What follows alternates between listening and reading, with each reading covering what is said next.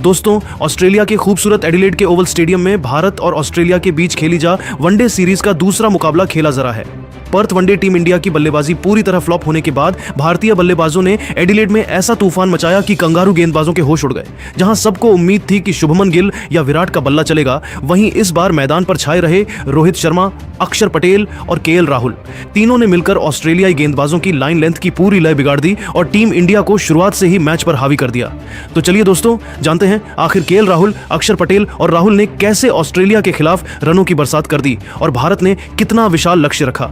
पूरी जानकारी हम आपको इस लाइव वीडियो में बताएंगे, तो वीडियो को अंत तक जरूर देखिएगा। और अगर आप टीम इंडिया के फैन हैं तो वीडियो पर लाइक, कमेंट और सब्सक्राइब जरूर कीजिएगा। एडिलेड ओवल की उछाल भरी पिच पर जब शुभमन गिल ने कप्तानी करते हुए टॉस जीता तो उन्होंने बिना झिझक पहले बल्लेबाजी करने का फैसला लिया।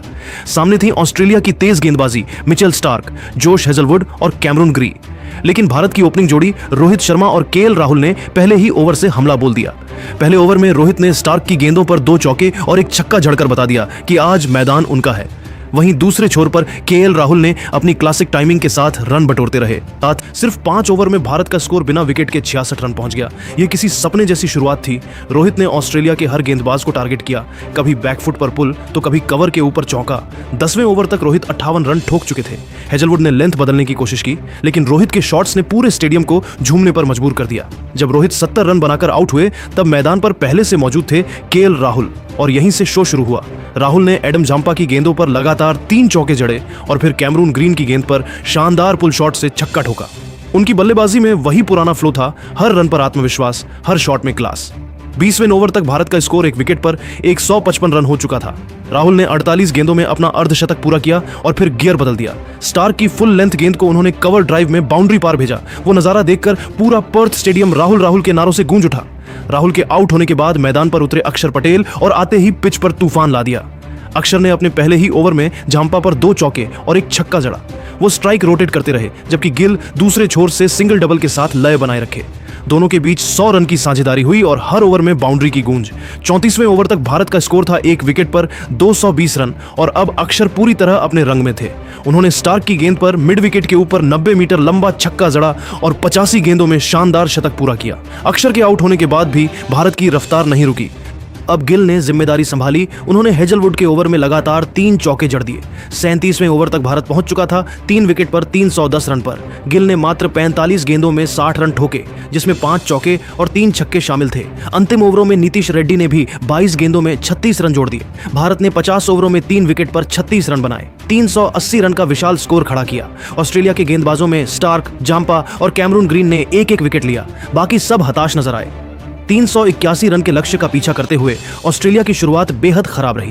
पहले ही ओवर में मोहम्मद सिराज ने ट्रेविस हेड को बोल्ड किया, फिर दूसरे ओवर में अर्शदीप ने मार्श को शॉर्ट बॉल पर कैच आउट करा दिया। 10 ओवर में ऑस्ट्रेलिया का स्कोर 2 विकेट पर 67 रन था। जोश इंग्लिश की गैर मौजूदगी ने उनकी बल्लेबाजी को कमजोर किया और भारतीय गेंदबाजों ने लगातार दबाव बनाए रखा। कुलदीप और अक्षर पटेल ने बीच के ओवरों में विकेट झटके। कुलदीप ने कैमरून ग्रीन और कैरी दोनों को आउट कर मैच भारत के पक्ष में मोड़ दिया। अंततः ऑस्ट्रेलिया की टीम 210 रन पर ऑल आउट हो गई और भारत ने यह मैच शानदार 170 रनों से जीत लिया। मैच के बाद रोहित शर्मा ने कहा, यह सिर्फ बल्लेबाजी की जीत नहीं थी, बल्कि आत्मविश्वास और टीम वर्क की जीत थी। राहुल ने जो शुरुआत दी और राहुल ने जिस अंदाज में फिनिश किया, वो बताता है कि भारत अब हर परिस्थिति में जीतने के लिए तैयार है। दोस्तों, इस मैच ने साफ कर दिया कि भारत इस बार सिर्फ खेलने नहीं, बल्कि सीरीज पर कब्जा करने के इरादे से उतरा है। आपको क्या लगता है, क्या जायसवाल, कोहली, राहुल का यह तूफान पूरी सीरीज में जारी रहेगा? अपनी राय नीचे कमेंट में जरूर बताइए और ऐसे ही धमाकेदार क्रिकेट अपडेट्स के लिए चैनल को लाइक, शेयर और सब्सक्राइब करना मत भूलिए। जय हिंद। को एक विकेट मिला। अब बारी थी कंगारुओं की जवाबी पारी की, लेकिन शुरुआत से ही भारतीय गेंदबाजों ने उन्हें झटका दे दिया। पहले ओवर में अर्शदीप सिंह ने शानदार यॉर्कर से ट्रेविस हेड को सिर्फ 6 रन पर बोल्ड कर भारत को लाजवाब शुरुआत दिलाई। इसके बाद प्रसिद्ध कृष्णा ने मिचेल मार्श को आउट कर ऑस्ट्रेलिया को और मुश्किल में डाल दिया। 10 ओवर के भीतर ही ऑस्ट्रेलिया का स्कोर था 2 विकेट के नुकसान पर 55 रन हो गया था।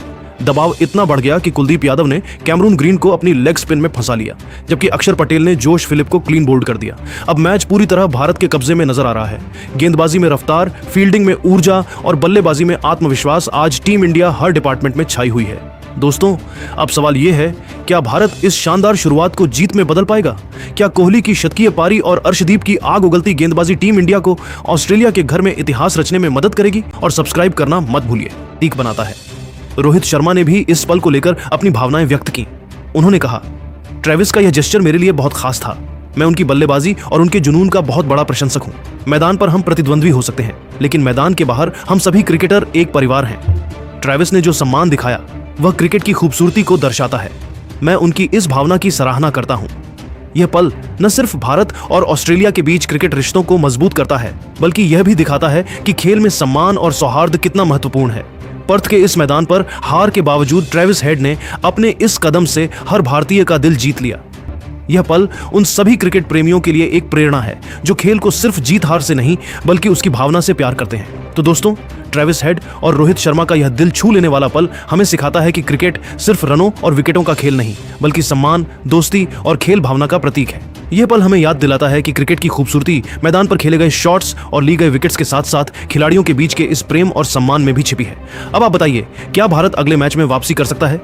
इस सीरीज की ट्रॉफी कौन जीतेगा? और ट्रेविस हेड के इस जेस्चर को आप कितना पसंद करेंगे? अपनी राय कमेंट में जरूर शेयर करें और ऐसी ही भावनात्मक और रोमांचक क्रिकेट कहानियों के लिए हमारे चैनल को सब्सक्राइब करना न भूलें। धन्यवाद। यह नहीं कह रहा कि वे अब अच्छे खिलाड़ी नहीं हैं, लेकिन उन्हें यह समझना होगा कि उनकी एक छोटी सी पारी भी टीम का मनोबल बढ़ा सकती है।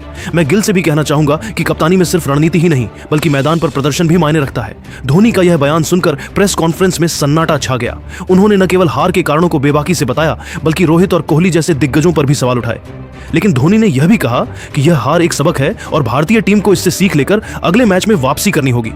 उन्होंने कहा, हम ऑस्ट्रेलिया जैसे मजबूत प्रतिद्वंद्वी के खिलाफ खेल रहे हैं। यह सिर्फ एक मैच की हार है। हमारे पास शुभमन गिल, केएल राहुल, अक्षर पटेल और नीतीश रेड्डी जैसे खिलाड़ी हैं जो अगले मैच में कमाल कर सकते हैं। हमें अपनी गलतियों को स्वीकार करना होगा और अगले मैच में पूरी ताकत से उतरना होगा।